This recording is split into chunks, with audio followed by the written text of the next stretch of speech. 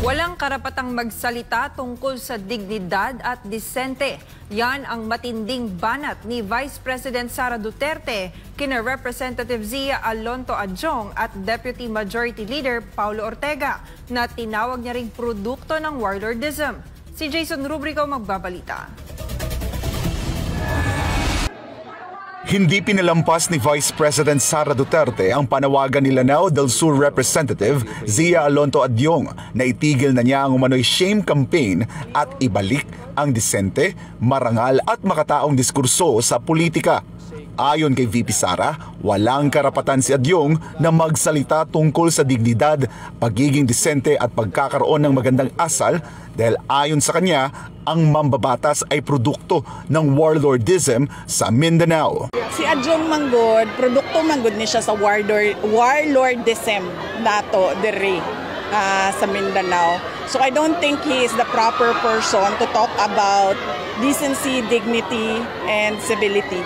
Kay ang iyahang pagdaog din ha sa Lanao tungod na sa grip sa ilahang dynasty. Ang tinutukoy ni VP Sara na warlordism ay isang sistemang pamumuno kung saan hawak ng ilang makapangyarihang angkan ang kontrol sa politika gamit ang impluwensya, armas at dominasyon sa seguridad sa lokal na pamahalaan. Hindi rin nakaligtas sa patutsada ni VP Sara si House Deputy Majority Leader Paulo Ortega matapos nitong questionin ang umano'y pananahimik ng Vice Presidente sa gitna ng mga iligal na aktibidad ng China sa Sandy Cay na bahagi ng West Philippine Sea. Kani si Kuan, isa pod ni si Ortega, mura pod ni siya og si Adjong. Produkto sa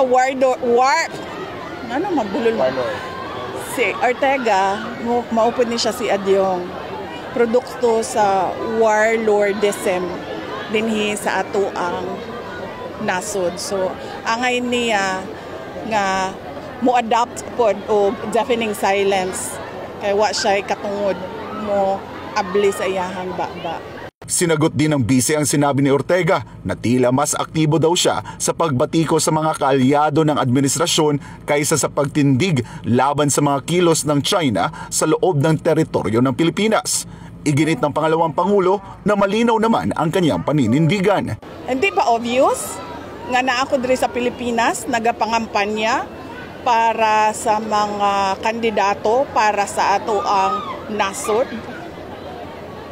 So, of course, I am pro-Philippines and nothing else. Binigyang diin pa ni VP Sara na hindi dapat ibaling ang issue sa China dahil mas mahalagang pag-usapan ang mga napapako umanong pangako ng ilang kandidato, partikular na ang 20 pesos na kada kilo ng bigas. Of course, kung ngano atakihon man ako ang China sa ato ang kampanya diri sa Pilipinas. Nga ang problema nato diri ang kawalan ng pagtutupad ng mga pangako sama na sa 20 ang bugas.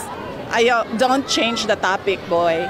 The topic is promises made and broken again and again. Para sa Diyos at sa Pilipinas kumahal, ako si Jason Rubrico, SM9 News.